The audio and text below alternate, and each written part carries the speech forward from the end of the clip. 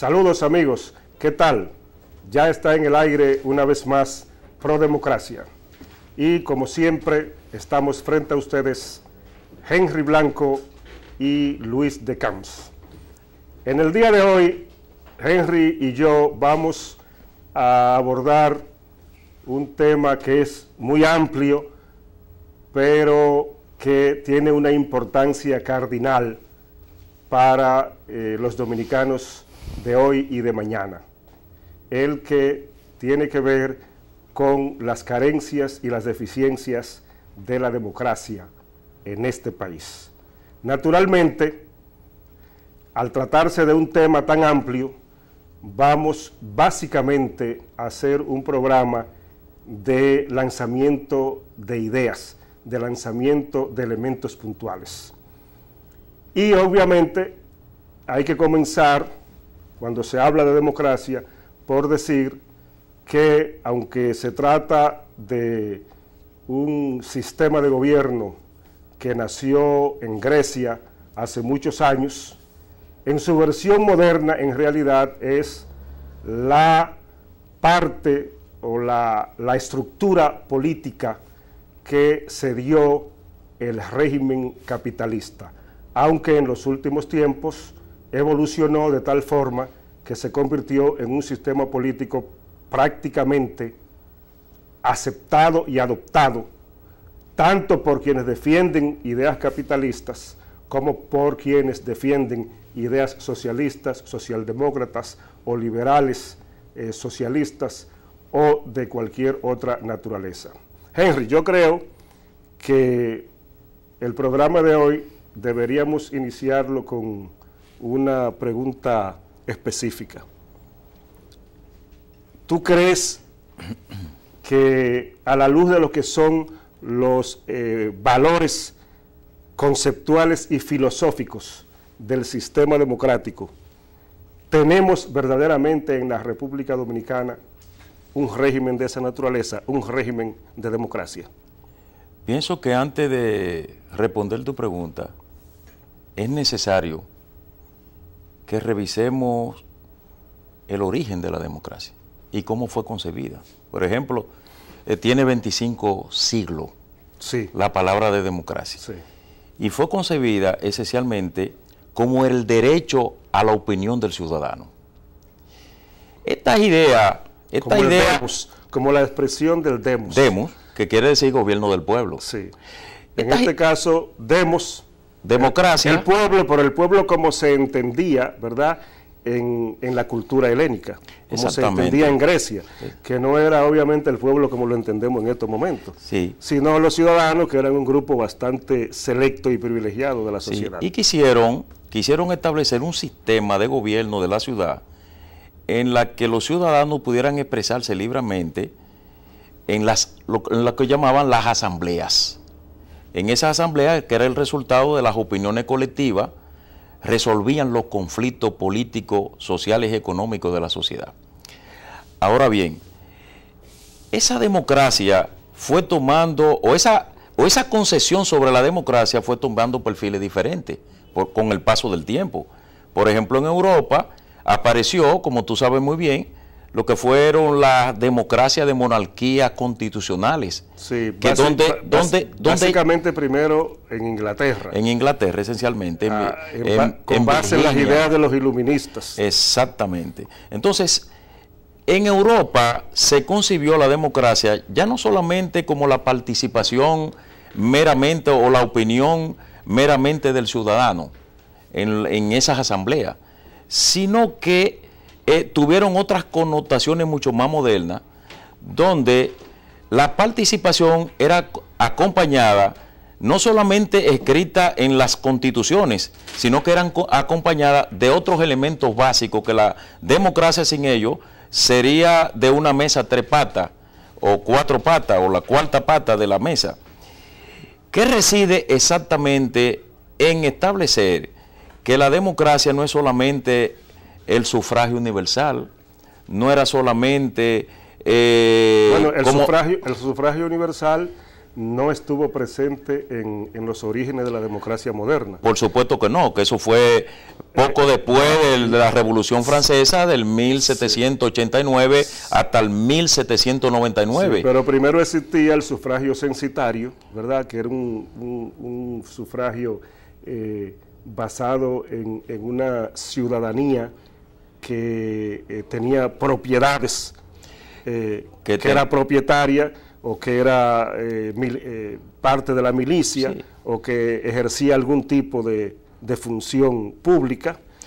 Y luego vino la denominación de sufragio universal, Henry, pero recuérdate que incluso en los Estados Unidos, bueno, primero en Francia y después en Estados Unidos, cuando se estableció el sufragio universal, no era realmente universal, porque no votaban ni los esclavos ni las mujeres.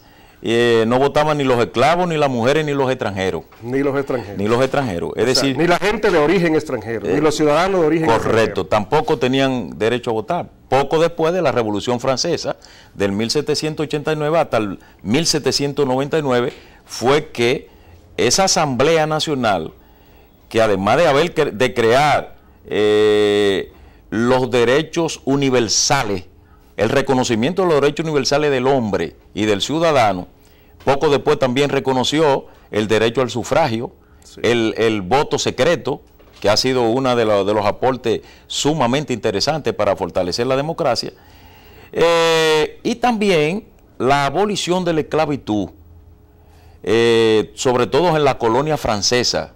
Eso ocurrió en el 1794, más o menos, si no me recuerdo, en septiembre del 1794. Pero el otro elemento de la democracia es la separación de los poderes. Por supuesto que sí. Entonces la pregunta, ya entrando a la pregunta, si en la República Dominicana... pero antes de que tú la respondas, porque tú me has estimulado con lo que has hecho en términos de ese pasaje histórico. Sí, de ese examen del pasado. Tenemos que recordar que en la República Dominicana, la primera vez que se establece lo que pudiera parecerse al sufragio universal fue con la Constitución de Moca, la Constitución Liberal de Moca de 1858. Ahora, realmente, con la característica que la conocemos en estos momentos, el sufragio universal se estableció en el país a partir de las constituciones restauradoras. Es decir, que en la República Dominicana, aún el concepto de sufragio universal dieciochesco o decimonónico se impuso, digamos que en la segunda mitad del siglo XIX. Y ya como lo conocemos hoy, en realidad fue a partir del año 47 cuando Trujillo, en una acción más politiquera que de cualquier otra naturaleza, estableció por vía constitucional el voto de las mujeres. Sí, que fue el resultado también de un proceso muy interesante que ocurrió en toda América Latina, no solamente en República Dominicana. Y recordemos que de los años 1980 al 1990 fue que hubo un relanzamiento de la democracia, atendiendo de que lo que teníamos anteriormente eran, en todos nuestros países de América Latina, eran dictaduras. Y evidentemente las elecciones eran manipuladas, dirigidas y excluyentes, donde habían elecciones. Sí. Donde habían elecciones, salvo algunos países como Costa Rica, como Colombia, como Venezuela, que fueron un paradigma de la democracia en esa etapa. En nuestro país, entre el 66 y el 78, hubo una aproximación a la democracia. 1963, una aproximación, y 1978, donde... Sí, no, pero yo digo, aparte del experimento democrático tronchado del 63 del profesor Bosch y el PRD, entre el 66 y el 78 hubo una aproximación a la democracia. No podemos decir que el gobierno del doctor Balaguer era enteramente democrático. Digamos que era un híbrido. Era un régimen autoritario ilustrado. Sí, y a Balaguer, de todas maneras, así viendo el asunto desde la perspectiva histórica, tal vez tengamos que agradecerle que desempeñó aquí relativamente el rol que desempeñaron las dictaduras en el resto de América. Sí, es decir, por lo menos fue un régimen civilista, civil, que no aplicó, como en toda América Latina, esa dictadura abierta y tan represiva como ocurrió con todos los países de América Latina, con esos regímenes autoritarios, totalitarios, dictatoriales, militares. Sí, pero aquí hubo un régimen de seguridad nacional, como ocurrió en el resto de América Latina. Pero en el caso nuestro fue dirigido por un civil, en este caso el doctor Balaguer, y en el resto de América Latina por dictadores militares. Sí. Luis, te puedo agregar que hay un interesante análisis que se hizo en el 2013 al 2016, donde marcó la etapa del relanzamiento de la democracia en toda América Latina. En esa época, del 2013 al 2016, se produjeron, de los 35 países de América Latina, 24 países iniciaron procesos electorales democráticos. Sumamente interesante, porque hasta los años 90, 80, 90, recordemos e insistimos en que lo que habían eran regímenes totalitarios. Sí, la democracia en América Latina en realidad comenzó a partir del año 78 con el triunfo del doctor Jaime Roldós Aguilera en Ecuador, y de don Antonio Guzmán en República Dominicana, 1978. Aunque en algunos países ya se habían iniciado procesos de transición. Mira, Henry, tenemos que hacer una pausa, pero vamos a volver a discutir o a conversar sobre este tema con mayor concreción y precisión. Señores, pausamos y Prodemocracia regresa dentro de breves instantes.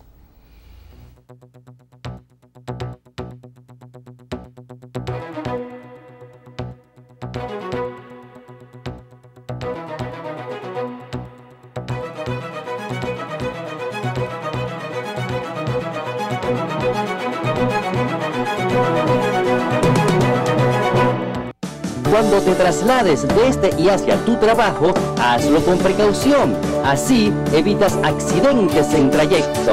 En la ARL trabajamos por tu seguridad. Administradora de Riesgos Laborales.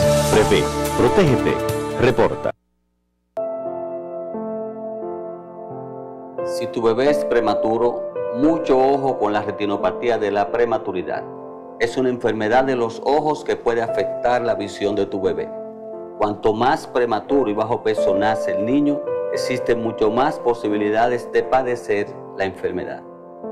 Si la retinopatía no es detectada a tiempo, a través de un examen oftalmológico antes de la 4ª semana de nacido, puede producir complicaciones oculares, incluso la ceguera. En el mundo existen 60.000 niños ciegos por retinopatía de la prematuridad, de los cuales 25.000 viven en América Latina.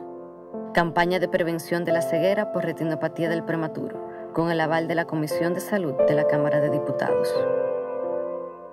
La CDEE impulsa energía positiva para la vida. Para responder al aumento que demanda el sector eléctrico nacional, la central termoeléctrica Punta Catalina y sus 752 megavatios brutos de generación ya entran en su etapa final de construcción. Para el 2017 se sumaron más de 8 proyectos de fuentes de energía renovable que, en conjunto con las 27 microcentrales hidroeléctricas, aportarán al sistema 1.430 megavatios en nuestra matriz energética. El programa de rehabilitación de redes inicia con una inversión de 358 millones de organismos internacionales. Más de 100 circuitos serán intervenidos a nivel nacional, logrando así un servicio eléctrico optimizado. CDEE, iluminando en el presente para el futuro del país. El proceso competitivo para escoger las ternas para designar a los directores distritales y regionales de educación es una gran oportunidad. Por primera vez en la historia, la profesionalidad, capacidad y méritos de los docentes serán tomados en consideración para posiciones de tanta importancia. Aprovecha esta oportunidad única para tributar a la calidad de la educación. Docente, este es tu derecho de ser valorado. Participa por tu futuro y por la nueva institucionalidad de del sistema educativo dominicano. Entra a www.procesocompetitivo.miner.gov.do por la calidad integral del sistema educativo.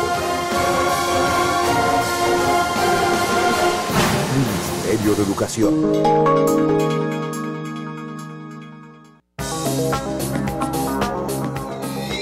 Inclusión.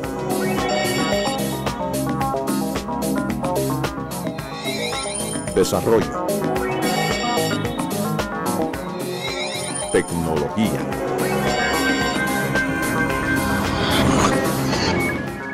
Indotel se transforma y avanza.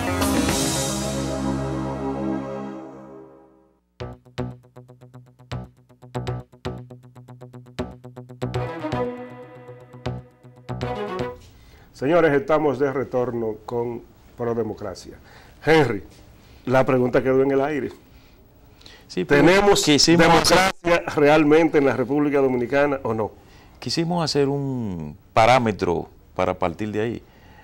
Bueno, yo pienso que sí, tenemos una democracia con muchas debilidades, con muchas deficiencias, con muchas precariedades, pero la tenemos.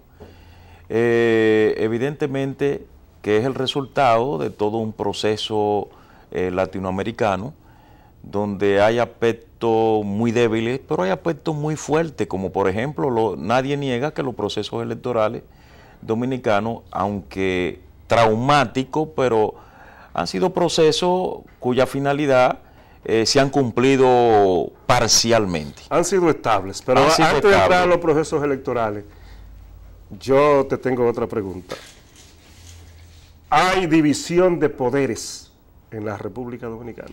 En estos momentos no, como no ocurrieron en la época de Balaguer, como no ocurrieron en la época de Hipólito Mejía, y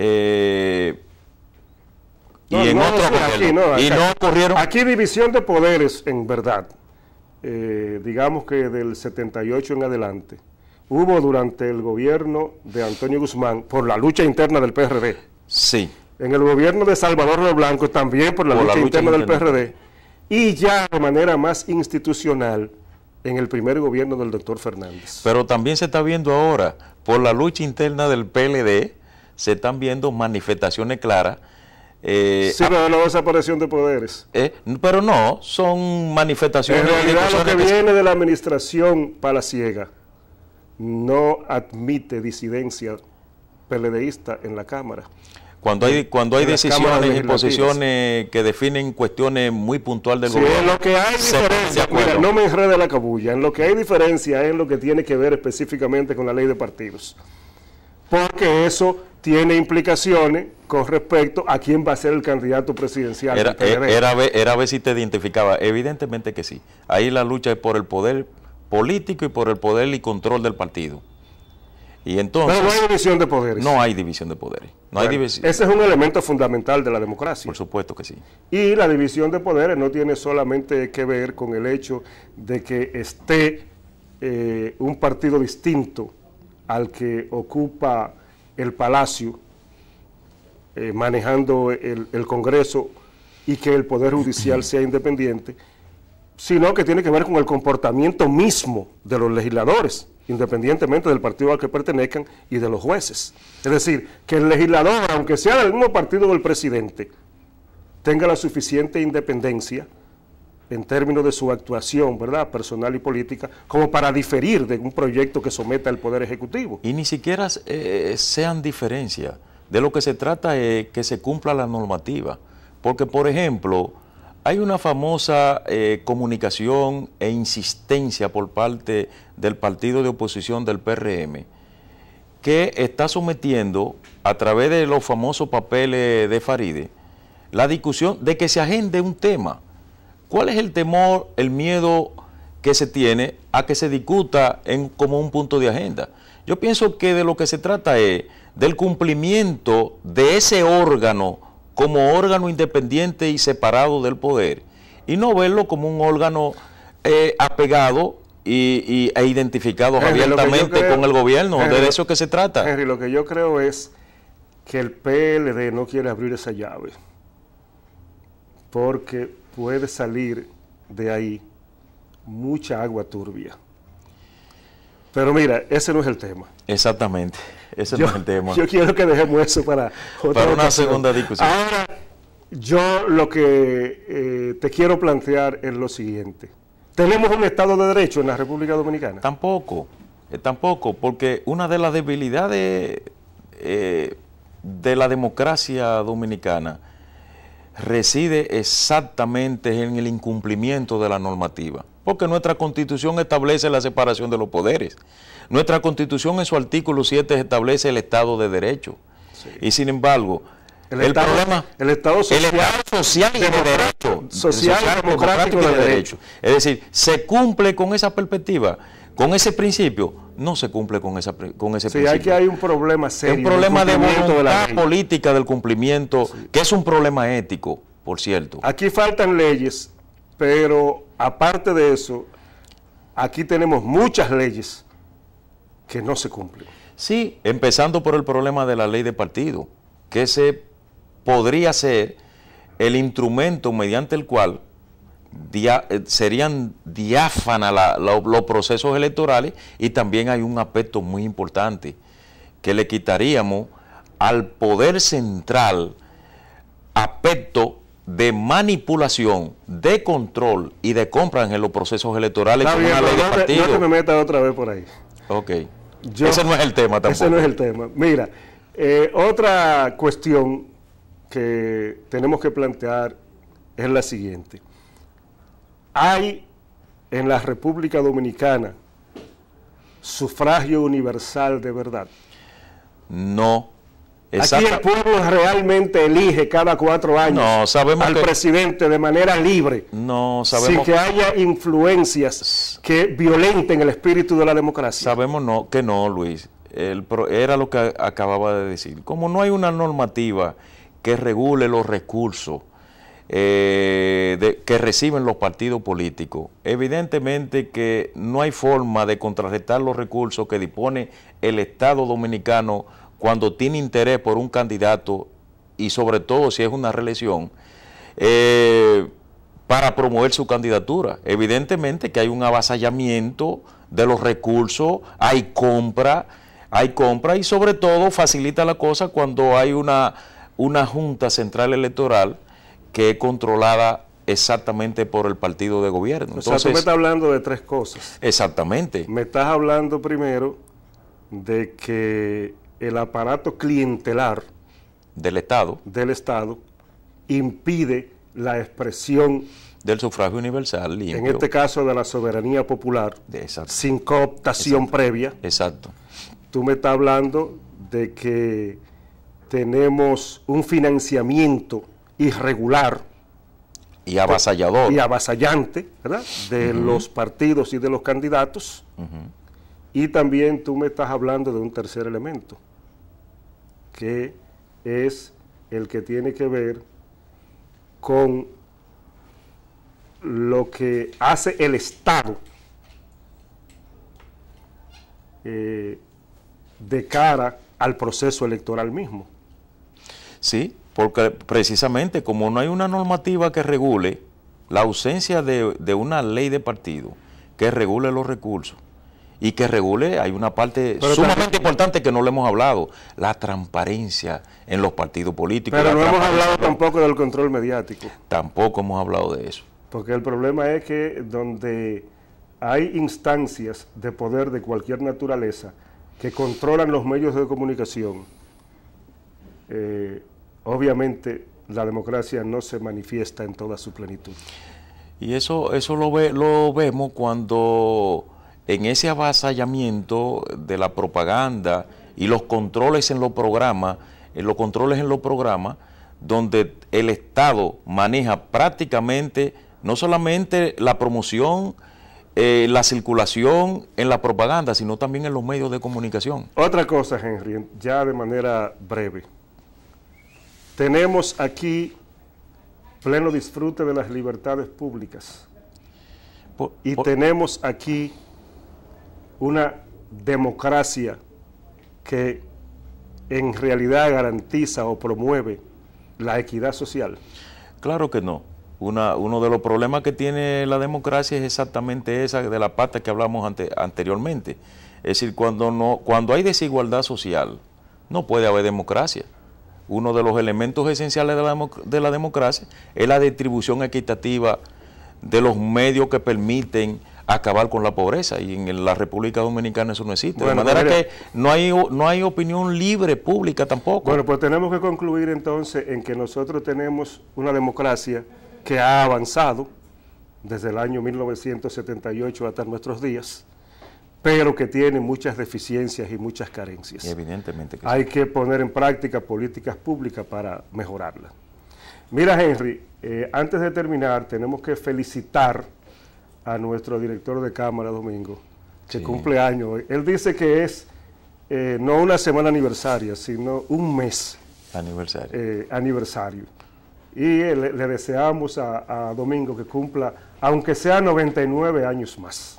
Estoy de acuerdo.